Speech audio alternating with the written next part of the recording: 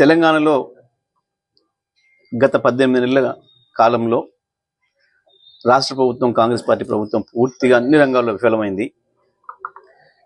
కేవలం ఒక్క అవినీతి విషయంలో మాత్రమే అద్భుతమైన ప్రగతిని సాధిస్తుంది. ఎక్కడ వదలకుండా ఈ డిపార్ట్మెంట్ ఆ డిపార్ట్మెంట్ అని లేదు, అన్ని డిపార్ట్మెంట్లు పూర్తిగా అవినీతిమయమైపోయినాయి. కమిషన్లు అనేది చాలా సాధారణమైన పదం అయిపోయింది. చర్చ కూడా చాలా సాధారణంగా జరిగిపోయే పరిస్థితికి వచ్చింది. ఏ మంత్రి ఎంత సంపాదించిండు, వాటితోని ముఖ్యమంత్రి పదవుల కొరకు ఎట్లా పోటీ పడుతున్నారు అనేది ఇవాళ సాధారణ ప్రజానికంలో కూడా చర్చ జరిగే స్థాయిలోకి దిగజారింది కాంగ్రెస్ పార్టీ ప్రతిష్ట, రాష్ట్ర ప్రభుత్వం యొక్క ప్రతిష్ట. కేవలం దీంట్లో నుంచి వెళ్ళి బయటపడడం కొరకు మా పైన ఏదో కేసులు పెట్టి నోటీసులు ఇచ్చి ఏదో డ్రామాలు చేసి తప్పించుకుంటామనే పద్ధతుల్లో ఆలోచనతో ప్రభుత్వం పనిచేస్తూ ఉంది. ప్రత్యేకించి ఇప్పుడైతే గత నెల 15 రోజులుగా వ్యవసాయ రంగం విషయంలో ఈ ప్రభుత్వ నిర్లక్ష్యానికి ప్రతీకగా ధాన్యం కొనుగోలు కేంద్రాల్లో పోసిన వడ్లు మొలకలెత్తుతున్నాయి. పాపం రైతు ఇప్పుడు కొత్తగా మళ్ళీ వరి విత్తనాలు వేసుకోవాల్సిన రైతు, తూకాలు పోసుకోవాల్సిన రైతు, నాటు పోసుకోవాల్సిన రైతు అది అక్కడే లేకుండా కళ్ళంలో ఉన్న వడ్లే మొలకలెత్తి ఇక రైతును కొత్తగా వ్యవసాయ పని చేసుకునే పరిస్థితి లేకుండా చేస్తూ ఉన్నాయి. నేను నిన్న కళాల దగ్గరికి వెళ్తే చాలా కళల్లో పార్బాయిల్డ్ రైస్ మిల్లో పోయిన వాసన వస్తూ ఉంది. అన్నిసార్లు వడ్లు రైతులు తడిచి ముద్దయిపోయి ముక్కిపోయిన వాసన. రైతు పరిస్థితి చాలా దారుణంగా ఉంది. మరొక వైపు నెమ్మదిగా ముఖ్యమంత్రి మంత్రుల అవినీతి బయటపడుతూ బహిరంగంగా దొరికిపోయే పరిస్థితికి వస్తూ ఉంది. ఈడీలో ముఖ్యమంత్రి పేరు పెడితే కూడా దాని నుంచి తప్పించుకోవడం కొరకు బహిరంగంగానే మోడీ దగ్గరికి వెళ్ళి ఆయన. వాస్తవానికి కాంగ్రెస్ పార్టీ విధానం ప్రకారం నీతి ఆయోగ్ మీటింగ్లకు వెళ్ళే పని లేదు. ముఖ్యమంత్రి స్వయంగా అసెంబ్లీలో చెప్పినాడు, తెలంగాణ ముఖ్యమంత్రి గత శాసనసభలో, ఆ నీతి ఆయోగ్తో ఏమీ లేదు, దానికి పోయి అక్కడ లేదు అని వాస్తవానికి బహిష్కరించిండు గత నీతి ఆయోగ్. మొన్న వాళ్ళ పార్టీకి కూడా చెప్పకుండా, కేంద్ర పార్టీకి కూడా చెప్పకుండా, వాళ్ళ అధ్యక్షుని కూడా చెప్పకుండా పోయి మోడీ కాలం ఇవ్వడొచ్చిండు దాన్ని ఇరికివద్దు అని చెప్పి. మరొక వైపు అందాల పోటీలని చెప్పి పెట్టి ప్రపంచం ముందట పరువు తీసే పరిస్థితి తీసుకొచ్చిండు ఈ రాష్ట్రంలో. అది కూడా నిర్వహించలేని దుస్థితి ప్రభుత్వాన్ని. వీటన్నిటి నుంచి బయటపడడం కొరకు ఇవాళ మళ్ళా ఓ పనికిమాలిన కేసులో పనికిమాలిన నోటీస్ ఇచ్చి కేటీఆర్ గారికి దాన్ని పెద్ద వార్తల్లో పెడదామని అనుకున్నాడు. వాస్తవానికి అది చాలా స్పష్టంగా చెప్పారు కేటీఆర్ గారు. ఏ సౌను నేనే చెప్పినా, నేనే ఇప్పించినా అని చెప్పాడు. ఈ రాష్ట్ర అభివృద్ధి కొరకు చేసే పనులలో కార్యక్రమంలో భాగంగా అది కూడా నేనే చేసిన, అధికారులు అది తప్పు లేదు అని చెప్పిండు. గతంలో వాళ్ళు పిలిస్తే పోయి 8 గంటలు కూర్చొని వాళ్ళు అడిగిన అన్నిటికీ చెప్పేసి వచ్చాడు. కానీ ఇవాళ కేటీఆర్ గారిని ఖండాంతరాల్లో కూడా పిలుస్తున్నారు. వారి విజన్, వారి యొక్క అభివృద్ధి నమూనా అది మాకందరికీ అవసరం అని చెప్పి ఒకవైపు లండన్లో, ఇంకొక వైపు తెలంగాణ స్వతంత్ర ఉత్సవాల్ని, తెలంగాణ రాష్ట్ర ఆవిర్భావ ఉత్సవాల్ని పెద్ద ఎత్తున అమెరికాలో నిర్వహిస్తూ అక్కడున్న తెలంగాణ పౌరులు మన వాళ్ళు అక్కడికి ఆహ్వానిస్తే అక్కడికి కూడా వెళ్తున్నాడు. వాస్తవానికి ఈ 2 ప్రోగ్రామ్స్ ఉన్నాయనే విషయం ఎప్పుడో మీడియా పరంగానే ప్రకటించడం అందరికీ కూడా తెలుసు.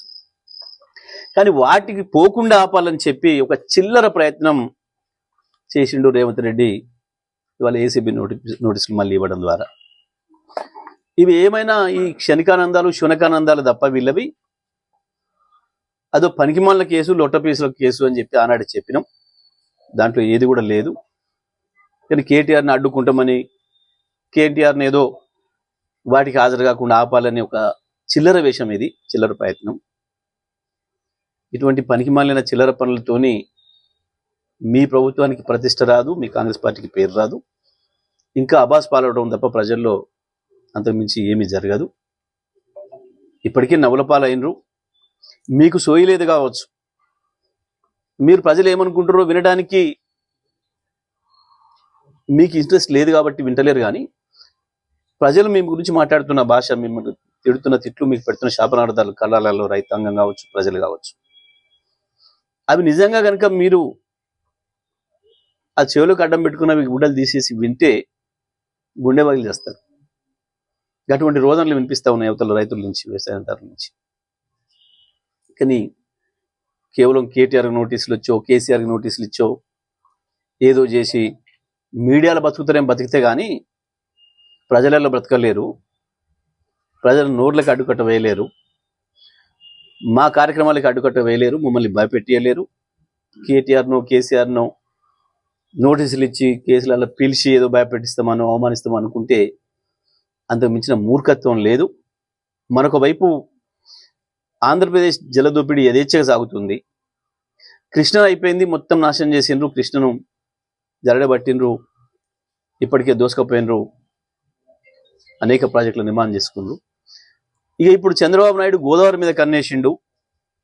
గోదావరిని కూడా దోసుకుపోవడానికి అవతల మోడీ సహకారం కూడా తీసుకొని ముందుకు పోతున్నాడు. ఇటువంటి టైంలో మేము కాళేశ్వరం ద్వారా మేము 50 లక్షల ఎకరాలు, సిరిసిల్ల ఒక చిల్లర చేష్ట. వాస్తవానికి ముఖ్యమంత్రి అనేటువంటి ఎక్కడ ఉంటే అక్కడ దాన్ని క్యాంప్ ఆఫీస్ అంటారు. ఇవాళ మరి ముఖ్యమంత్రి ఇంట్లో క్యాంప్ ఆఫీస్లో మోడీ ఫోటో పెట్టుకుంటాడా? ఆయన ఒకవేళ అది ఏదైనా ఉంటే ఆఫీసర్ల పని, ప్రోటోకాల్ చూడాల్సిన పని, ప్రధానమంత్రిది ఎక్కడ ఉండాలి ఫోటోలు, ముఖ్యమంత్రిది ఎక్కడ ఉండాలి, రాష్ట్రపతిది ఎట్లా ఉండాలి, గవర్నర్ది ఎట్లా ఉండాలి అనేవి చూడాల్సిన బాధ్యత అధికారులది. కేటీఆర్ క్యాంప్ ఆఫీస్కి కాంగ్రెస్ కార్యకర్తలు ఎట్లా వస్తారు?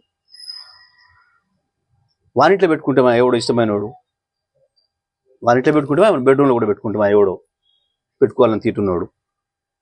కేటీఆర్ క్యాంప్ ఆఫీస్కి ఎట్లా వస్తాడు వాడు? చాలా స్పష్టంగా కనబడుతుంది ఇక్కడ పోలీసుల వైఫల్యం. కానీ ఈ చిల్లర వేషాలతో గతంలో హరీష్ రావు గారి ఆఫీస్ పైన దాడి చేసినారు, ఇవాళ కేటీఆర్ ఆఫీస్ గారి పైన.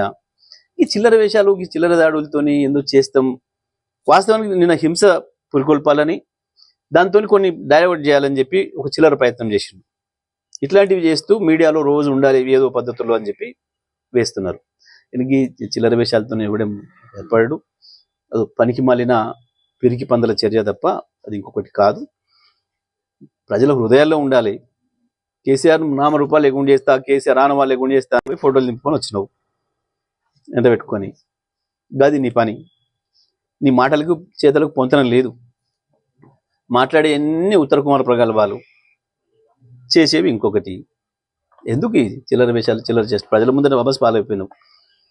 ఇప్పటికే నేను ముఖ్యమంత్రి గుర్తించడానికి ప్రజలు ఇష్టపడే పరిస్థితి లేకుండా అయిపోయింది. ఎదురు చూస్తున్నారు ప్రజలు, ఎప్పుడు వదిలించుకోవాలి ఈ పీడ అని. ఆ స్థితికి వచ్చినారు.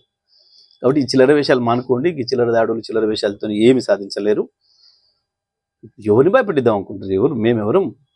ఎక్కడి నుంచి వచ్చిన వాళ్ళం? మీ భాషలను తరిమి కొట్టి కదా తెలంగాణ తెచ్చిన వాళ్ళం. నీ ఆనాటి ఈనాటి భాషలు అందరి భరతం బట్టి కదా తెలంగాణ తెచ్చింది కేసీఆర్. ఆ కేసీఆర్ నాయకత్వంలో పనిచేసిన కార్యకర్తల్ని భయపెట్టించడం మిత్రులు అవుతుందా? నీ లొట తుపాకులు పట్టుకొని నువ్వు తిరుగుకుంటా రక్షణ కొరకు, ఏ నాయకులకు రక్షణ కొరకు తిరిగినేమో, ఇంకా నాయకులకు అంతు చిక్కకుంటా కదా వాళ్ళందరినీ శంకరగిరి మాన్యాలు పట్టించి కదా తెలంగాణ తెచ్చింది కేసీఆర్. కాబట్టి ఈ చిల్లర వేషాలు మానుకుంటే మంచిది.